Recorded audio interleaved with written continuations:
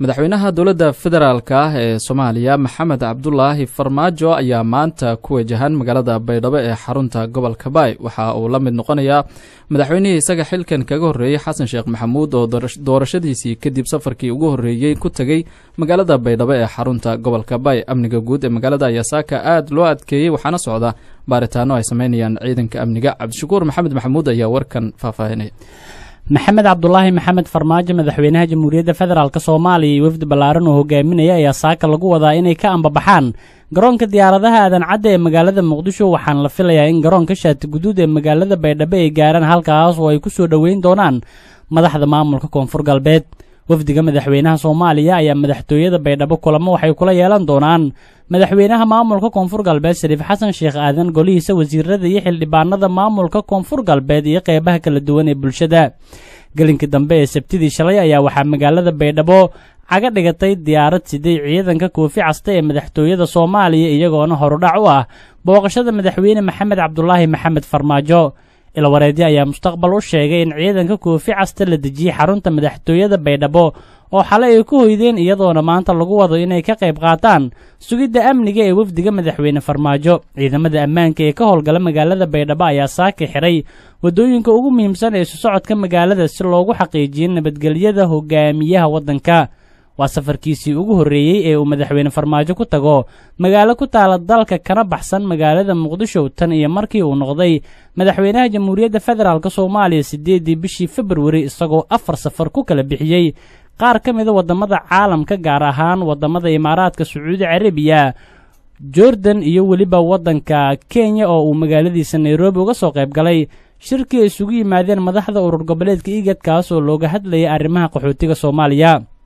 Farmaajo ayaa waxa uu kala mid yahay madaxweynihii isaga ka horeeyay Xasan Sheekh Maxamuud socdaalka madaxda Soomaalida ay ku tagaan magaalada Baydhabo marka ay soo dhameystaan safarada ay ku kala bixinayaan qaar ka mid ah wadamada caalamka Xasan Sheekh ayaa 20 cisho kadib markii loo doortay xilka madaxweyne 10 bishii Sebtembar sanadii 2012 waxa uu 1 Oktoobar safarkiisii u horeeyay ku tagay magaalada Baydhabo ee xarunta gobolka Baay madaxweynaha dowladda Soomaaliya Maxamed Cabdullaahi Farmaajo iyo wafdi ballaaran uu hogaaminayo ayaa maanta lagu wadaa inay tagaan magaalada Baydhabo ee gobolka Baay iyadoo ammaanka magaalada Baydhabo si aad loo adkeeyay Muxiidiin Xasan Maxamed Xusni ayaa warkan ka wareysanay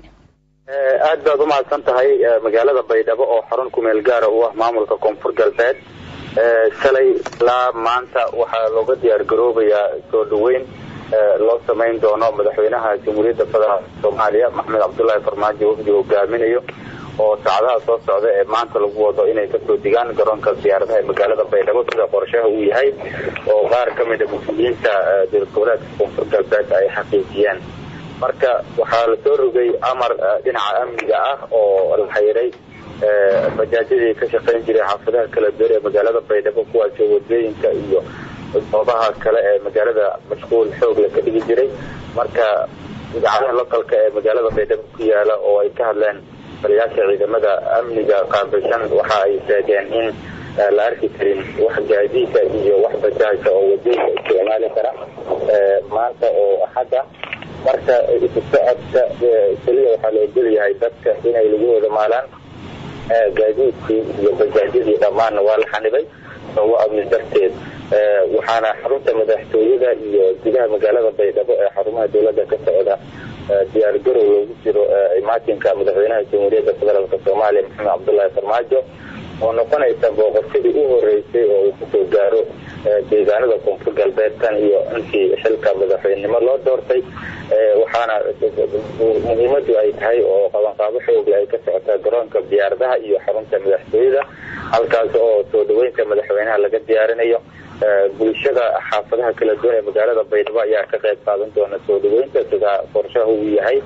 marka diyaar garow xoog leh oo lagu soo dhaweynayo madaxweynaha iyo wafdigiisa ayaa ka socota magaalada Baydhabo garoonka diyaaradahana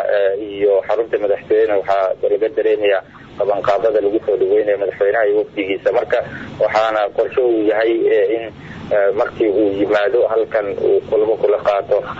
madaxda dowlad goboleedka Koonfur Galbeed xilli deegaanada Koonfur Galbeed xaalad abaar oo daran ay ka jiraan waxyaabo badan laga wada hadli doono marka soo dhaweyntaas iyo diyaar garowgaas ayaa ka socota oo madaxweynaha loogu diyaar garoobayo madaxweynaha Soomaaliya Maxamed Cabdullaahi Farmaajo ayaa saaka lagu wadaa inuu safar ku tago magaalada Baydhabo ee xarunta kumeel gaarka maamulka Koonfur Galbeed waxaa si weyn loo adkeeyay ammaanka magaalada Baydhabo oo maanta lagu wado inuu safar ku tago madaxweyne Maxamed Cabdullaahi Farmaajo ilaa iyo hadda lama oga sababta uu safarka ugu tagayo madaxweynaha magaalada Baydhabo sidoo kale waxaa lagu wadaa marka madaxweynaha uu tago magaalada Baydhabo inuu booqdo xarumaha ciidamada shalay ayay ahayd markii madaxweynaha maamulka Koonfur Galbeed uu dib ugu laabtay magaalada Baydhabo ee xarunta kumeel gaarka maamulka Koonfur Galbeed dhinaca kalena waxaa si weyn loo adkeeyay ammaanka magaalada Baydhabo iyadoo ciidamada ay saakay lagu arkayo wadooyinka waaweyn ee magaalada Baydhabo wariyahana Sid Cali Muuse Maxamed ayaa warkan ka soo diray magaalada Baydhabo ciidamada booliska degmada Baydhabo maalmahan waxa ay wadaan howlgallo lagu sugayo ammaanka magaalada iyadoo howlgalladaasi laga fulinayay wadooyinka waaweyn ee soo gala magaalada Baydhabo ee xarunta kumeel gaarka dawlad goboleedka Koonfur Galbeed taliyaha ciidanka booliska saldhigga degmada Baydhabo Mukhtaar Axmed Dubudow oo la hadlayay Risaala ayaa waxa uu sheegay in ciidamadu ay wadaan sugidda ammaanka degmada Baydhabo si looga hortago waxyaabaha dhalin kara amni darada taliyaha ayaa waxa uu sheegay in howlgalladu ay ka socdaan wadooyinka sida aadka ay u isticmaalaan bulshada iyo qaar ka mid ah xaafadaha magaalada si loo adkeeyo amniga wanaagsan ka jira xilligani isagoo sheegay in maalmahan la hakiyay isticmaalada wadooyinka qaar ee baabuurta mara runtii howlgal horta maalin kastaba meel raayis maalinba mukuhiraan maalin dartara la tamiiloosh la abaara oo la raafo mase la baaro guriga la baara jirta maalin amniga guud oo maalin ihmiin biliin teeganya jirta laakiin meel raayis meelo oo targis oo meel raayis walana ninka sheegay operation gool la fuli oo meel booliisku ku fuliyana jirta runtii horta umata reer Baydhabo lan kastaba magaalada meel gees ku degan wali faday inuu saakideeyda baar laakiin intuu ideega saqaadada mana group shay masaarafan inuu soo dhulka gabdho ka gasbini maadaama uu ideegan qaadaday inuu ideegaas ku galo joogda ma ama meerta sidii lan fulana ayaa lan biyan fuliyan si loo helo amni wanaagsan ayaa Mukhtaar Axmed Dubudow taliyaha ciidanka booliska saldhigga degmada Baydhabo waxa uu baaq u diray shacabka ku nool magaalada Baydhabo inay la shaqeeyaan ciidamada kala duwan ee wada sugidda ammaanka degmada Baydhabo Baydhabo meeligeekiya meel raayis shoogda mas'uudiyadda dhanta mas'uuliyadda xaafadood iyo dirin adiba dareemo korta inta xaafadood Baydhabo degan 19 meel ya ciidamada booliisku ku degan iyo gudoomiye xaafadeedka la shaqeeyaan oo ka shaqeeyaan amniga ka shaqeeyaan oo lankaas waliba 5 saadisa 7 saadisa dadka shifka deegaanka magaalada furunta wareegan horumarka horta walkas wali horumarku waa nibada hadii nibada waliba waa dhanna horumar ku deeri horumar la taabado kortaaso waa barashada ha koraraas meel raayis caafimaadka ha korore taabo badan oo meel raayis wasaaradda shaqeysan hadii nibada horumar la ku deeri dhanna amniga waliba lana horumar weyn la ku deeri dadweynaha walina maadaama dhanna amniga horumar la ku deeri anis degdeen in la shaqeeyaan booliiska la shaqeeyaan meel raayis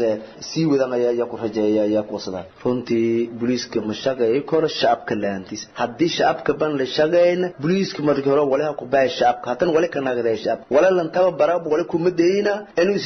shacabka la shaqeeyo qaabkiisa shacabka dhaa galfad qaabkiisa meel raayis shacabka la shaqeeyo tababarada booliiska la siyaw oo la giriyo wala kumada qaabkiisa shacabka la shaqeeyo marka lan tababaran mal booliiska shacabka ma la shaqeeyo saasaweed waleelana meel raayis ciidamada booliiska wala hamarana tababarka iyo bulshada sidii dhagalka bulshada iyo sidii shaqeeyo tababaran ku baa hadalka taliyaha ayaa waxa uu imaanayaa xilli amar ka soo baxay taliska ciidanka booliska degmada Baydhabo lagu mamnuucay in ilaa iyo amar dambe gudaha magaalada laga joojiyo isticmaalka mootooyinka iyo baabuurta inaysan marin wadada weyn ee aada xarunta madaxtooyada Koonfur Galbeed arrimo la xiriira sugidda ammaanka degmada Baydhabo